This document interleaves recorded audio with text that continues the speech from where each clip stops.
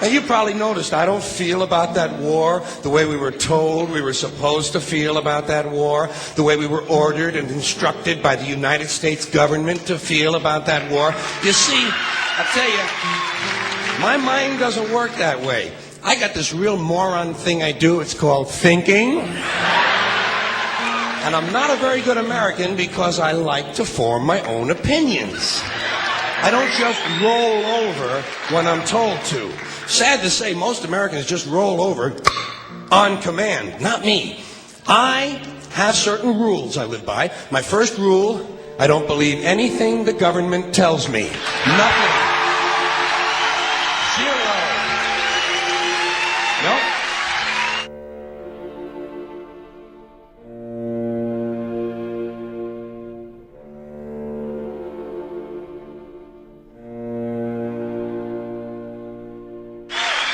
And I don't take very seriously the media or the press in this country, who in the case of the Persian Gulf War were nothing more than unpaid employees of the Department of Defense, and who most of the time function as kind of an unofficial public relations agency for the United States government.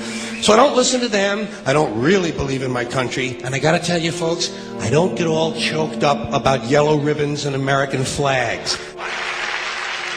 Now, to balance the scale, I'd like to talk about some things that bring us together.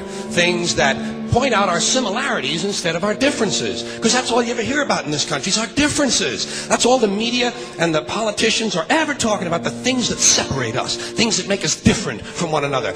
That's the way the ruling class operates in any society. They try to divide the rest of the people. They keep the lower and the middle classes fighting with each other so that they, the rich, can run off with all the fucking money. Fairly simple thing, happens to work. You know, anything different, that's what they're going to talk about. Race, religion, ethnic and national background, jobs, income, education, social status, sexuality, anything you can do, keep us fighting with each other so that they can keep going to the bank. You know how I describe the economic and social classes in this country? The upper class keeps all of the money, pays none of the taxes. The middle class pays all of the taxes, does all of the work.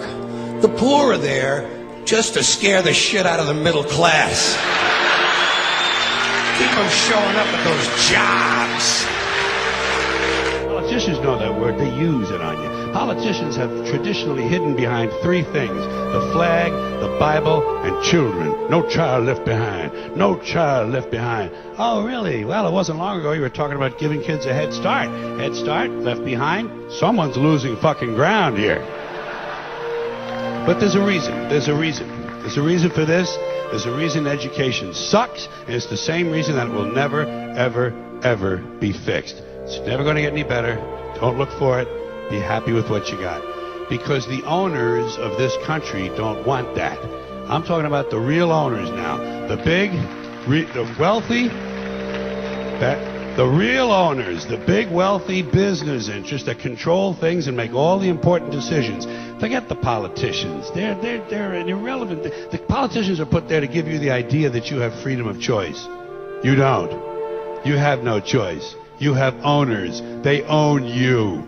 They own everything. They own all the important land. They own and control the corporations. They've long since bought and paid for the Senate, the Congress, the state houses, the city halls. They got the judges in their back pockets, and they own all the big all the big media companies. So they control just about all of the news and information you get to hear. They got you by the balls.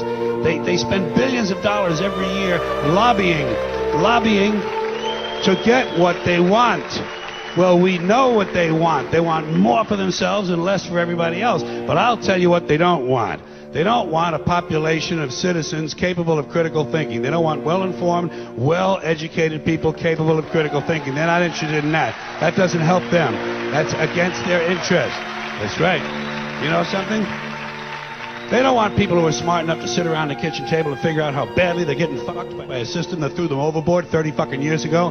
They don't want that. You know what they want? They want obedient workers. Obedient workers. People who are just smart enough to run the machines and do the paperwork, and just dumb enough to passively accept all these increasingly shittier jobs with the lower pay, the longer hours, the reduced benefits, the end of overtime, and the vanishing pension that disappears the minute you go to collect it. And now they're coming for your Social Security money. They want your fucking retirement money. They want it back.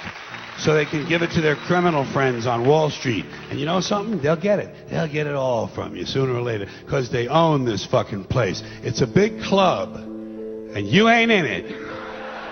You and I are not in the big club.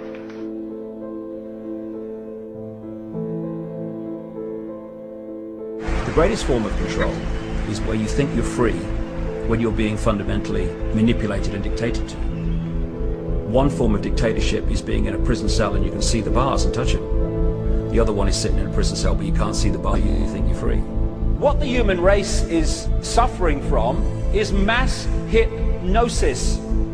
We are being hypnotized by people like this. Newsreaders, politicians, teachers, lecturers. We are in a country and in a world that is being run by unbelievably sick people.